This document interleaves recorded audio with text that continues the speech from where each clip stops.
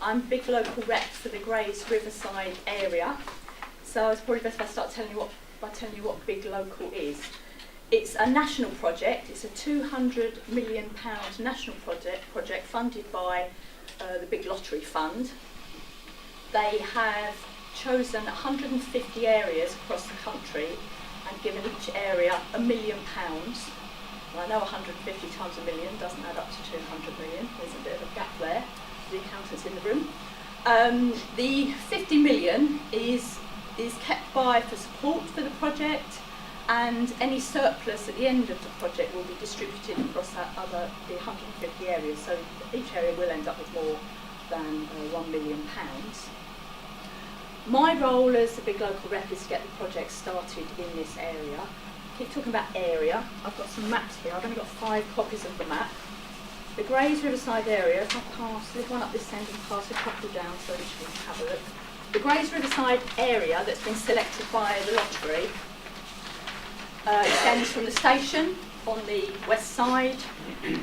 It includes half of the high street, includes the covered precinct in the high street. It doesn't actually include this building within the area. It goes up to Grays Park, and then it stretches over to the east as far as Thameside School, and a bit beyond that into Little Thurrock Ward, and goes south down to the river. So it's about 5,000 population in the area. The reason it was chosen is really a mix of two reasons why it was chosen as the area.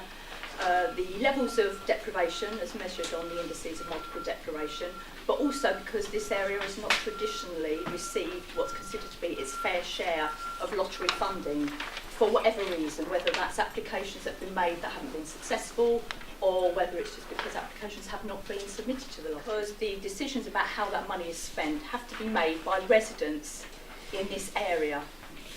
So you can see my challenge. I need to find a group of people, first of all, who want to get their hands on the money, who have to do some research about the needs and priorities of this area, to then come up with a plan as to how to spend the money, and it's residents who make that decision. The partnership group will be more than just residents. It will be residents and representatives of organisations who have an interest in this area and businesses who have an interest in this area, which is why I'm here. And those organisations and businesses will not have a vote on how that money is spent, but they will certainly influence how that money is spent. They will be there as critical friends to the group of residents. They will be there to provide that external expert information, if you like, to help the group to do the research, to establish what the needs and priorities are for the area. And Lottery has a set of outcomes as to what they want this money spent on. And they are very broad outcomes, but the focus is on improving people's lives, reducing the inequalities in the area, that's health inequalities, inequalities of opportunity, and to create lasting change. Which is all very, motherhood and apple pie. It's all very nice, isn't it? It sounds great. And there's a story really I've got to tell you, which kind of helps to perhaps narrow down what sorts of projects might be in there, because I don't want to say what might be in and what might not be, because it's not my decision. And if I start going down that route about what projects will be in there, then that's a dangerous slippery slope. I think it's for the residents to establish what the needs are and to decide. But this